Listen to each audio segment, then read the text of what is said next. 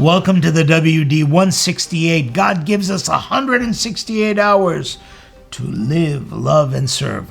This is our take on this 168 from the Western Diocese. The first week of May has traditionally been a time for organizations to come together to report. The Western Diocese operates and functions under bylaws that, of course, have been ratified by the Catholicos of all Armenians. But at the same time, these bylaws are registered here in the United States. We're registered as a religious organization. Accordingly, every May, all the churches that operate under the umbrella of the Western Diocese come together. They submit their reports, and in turn, the diocese reports on the achievements and the accomplishments of the year in an atmosphere of complete transparency.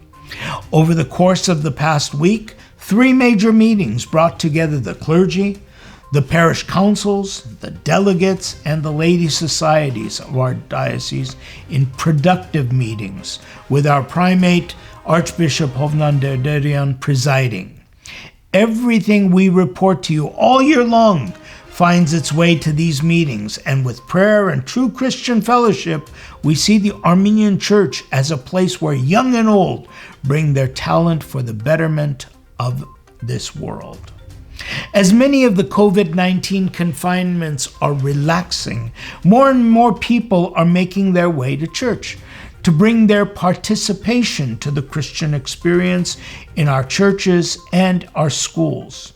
Of course, Sunday morning worship, the Holy BATTERED, is at the center of our corporate life.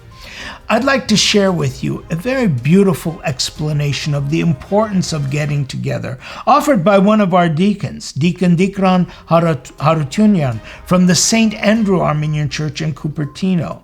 He answers the question, why go to church, especially when you already have a relationship with God?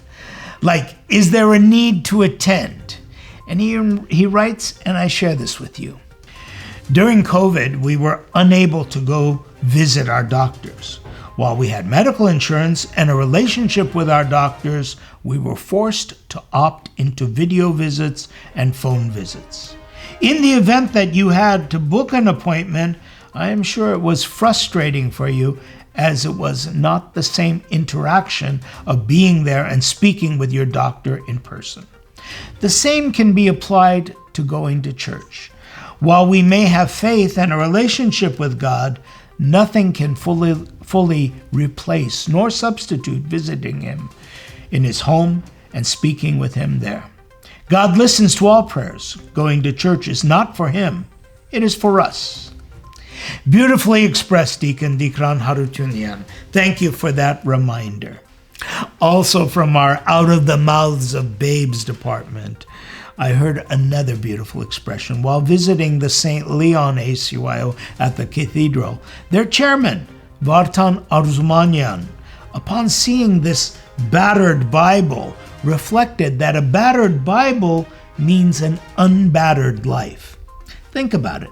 It takes a minute, but once you get it, there is a wealth of knowledge in this young statement. Thank you, Vartan.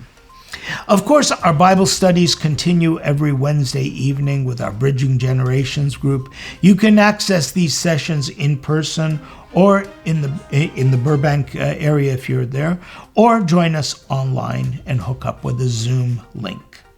The annual Martin Luther King Jr. walk in Glendale was delayed by the COVID virus and now has been scheduled for May 23rd at 2 p.m.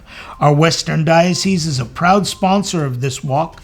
Modeling on similar events around the country, Glendale's Martin Luther King Jr. Peace Walk will be a moving witness to our passion to continue Dr. King's work of justice, peace, security, and stability. Mark it on your calendar. Join us in the morning at St. Leon Cathedral for BATTERED. It happens to be Pentecost on that day. And then we'll go over to Glendale to participate in the Walk for Peace at 2 p.m.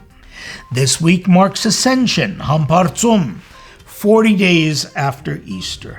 According to Holy Scripture, Jesus commands us to go into the world and preach all that he has taught. And so we do with our actions. Our church reaches out with meals to those in need by walking in the shoes of others. We're feeding families on Ascension at Ascensia. We mention this because it is part of our tradition to offer madach, an offering to those in need. If you're interested, drop me a line at fv@wdacna.com. Well, that does it for this week's 168. We look forward to seeing you either in church, online, or again next week when we look at that 168 from the Western Diocese.